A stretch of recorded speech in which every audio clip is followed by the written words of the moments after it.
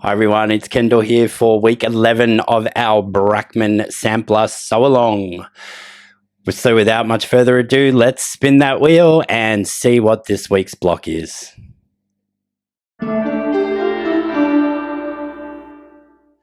Okay, block number 11 is our second last block. Let's have a look and see what it's going to be.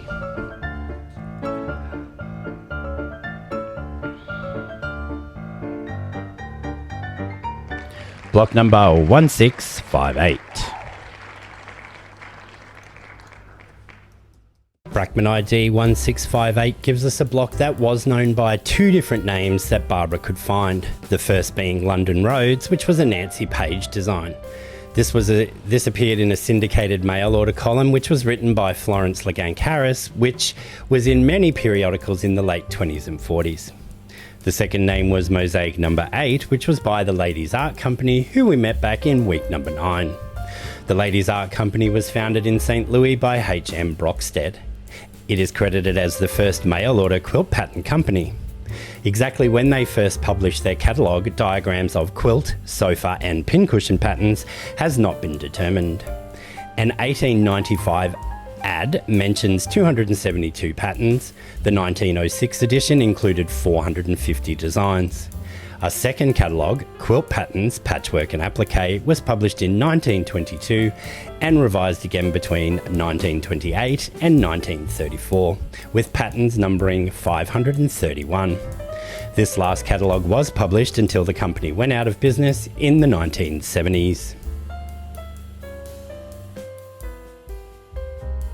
So here we are with all of our pieces cut out as per our directions and the cutting sheet, which is available in the download below. And you'll find little symbols on there because some of our pieces we have to cut once on the diagonal and some we have to cut twice on the diagonal, but we'll get to that later in the video. Where we're going to start with today though is by making our little strip sets with our C and F rectangles. We need to put an F rectangle on either side of our C strips. We'll just sew those down on either sides with our 1/4 inch and press towards the darker of the two fabrics.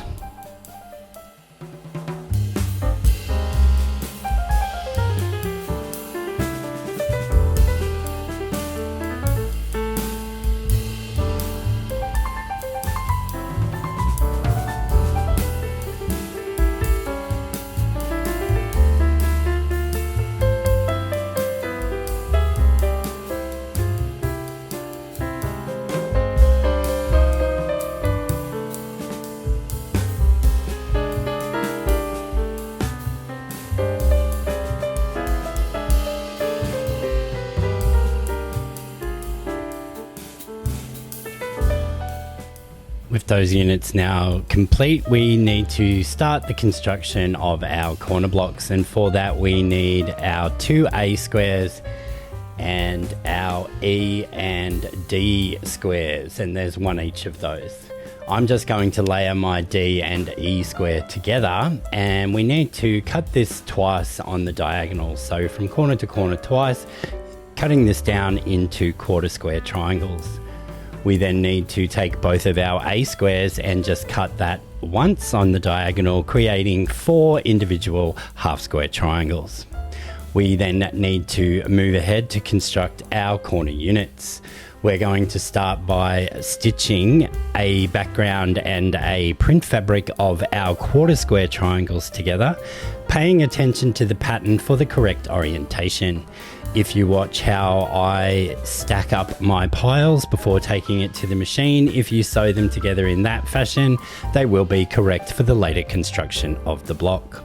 Once we've sewn our 1/4 square triangles, into those pairs, we will press that seam allowance open.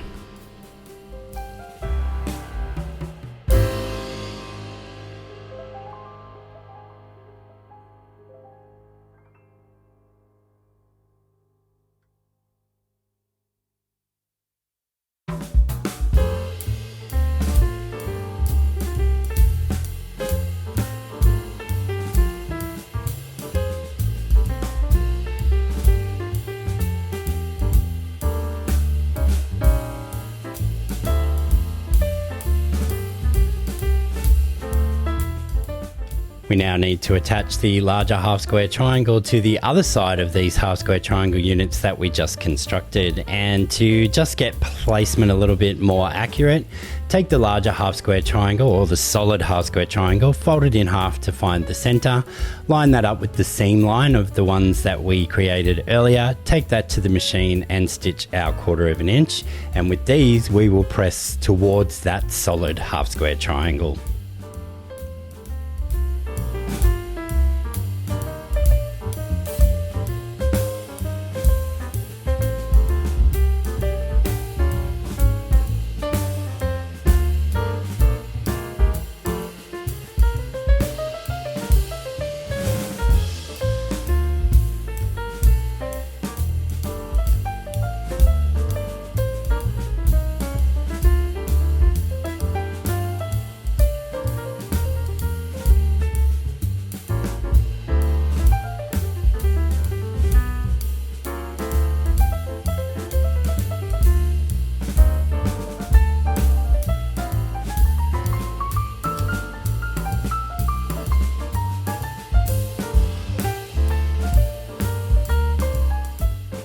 We now need to trim these units down, and it really is quite a simple process. There's just a few things that you need to line up first.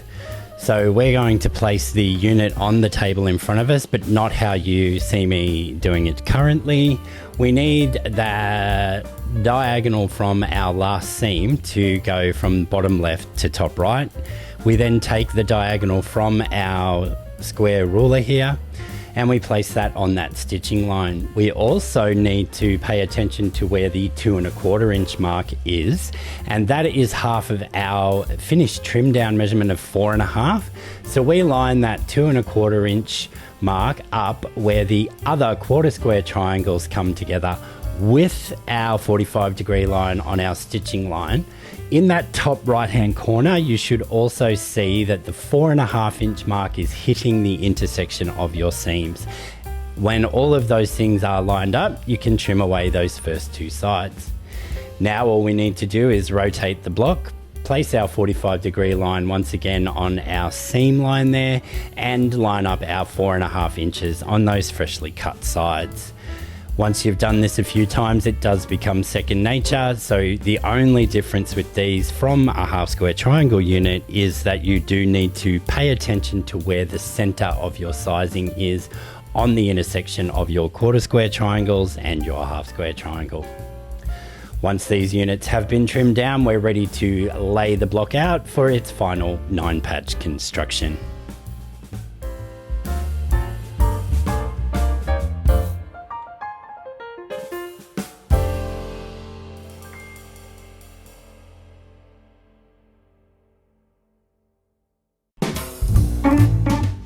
If you are wanting to use AccuQuilt to construct this block, for me, you could use the strip dies for the strip sets, but for those corners, you would use dies 3 and 4. 3 gives you the large half square triangle, and 4 gives you the 1/4 square triangles. You can also use shape 1 for the block that goes in the center, which is just a plain background square. Moving on, we have all of our units made, so we just need to lay this out as per the pattern, and just refer back to the cutting diagram or watch how I do the placement here. The final block should look like 4 little houses going around in a clockwise direction if you've put those corner units together correctly. And because you've watched my very in-depth video, there's no reason why they shouldn't be correct. So with this all laid out now, as I said, 9 block construction rules do apply. We'll start by doing all of our vertical seams and then our horizontal seams. Once we've done our vertical seams, we'll press on the top and the bottom row in towards the rail unit, and on that center row we'll press out towards those rail units, and that will allow our seams to nest when we come to do our horizontal seams. When we have sewn our horizontal seams, we will just press in towards the center row of the block, as that is the path of least resistance and will give us the least amount of bulk.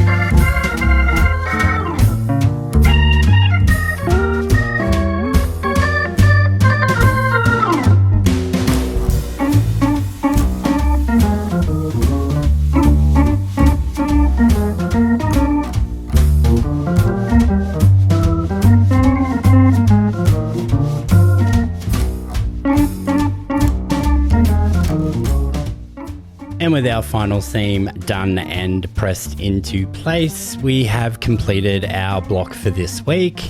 And once again, it's a symmetrical block, so putting it in a quilt on repeat doesn't give any sort of alternate patterns or anything, and you've got the houses butting straight up against to each other, as you can see here.